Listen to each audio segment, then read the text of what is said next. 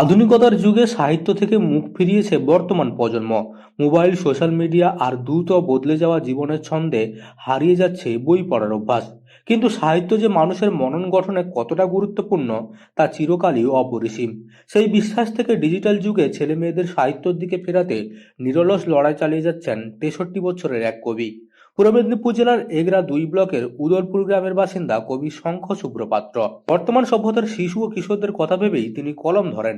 আধুনিক প্রজন্মের মানসিকতা বুঝে তাদের উপযোগী সাহিত্য রচনাই তার মূল লক্ষ্য। সাহিত্য যেন তাদের কাছে ভয়ের বিষয় না হয়ে আনন্দ হয়ে ওঠে, সেই চেষ্টাই করে চলেছেন তিনি। কবিতা, ছড়া, মুক্ত গদ্য এইসব আর কি। বই লেখালেখি করেন? হ্যাঁ, কি কি বই লিখেছেন?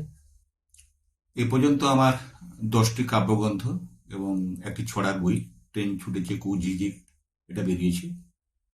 আর 2017 সালে সিগনেট প্রেস আনন্দ পাবলিশার্স থেকে বেরিয়েছে আত্মার সাক্ষাৎকার কবিতার বইটি। এই আর কি বই। কত বছর ধরে আপনি লেখালেখি শুরু? হ্যাঁ, ছেলেবেলা থেকেই লিখছি, ছাত্রাবস্থা থেকেই। কেন লেখালেখিটাকে ইয়ে করলেন? আসলে আমার পরিবারে সংস্কৃত মনস্ক, আমার বাবা লিখতেন।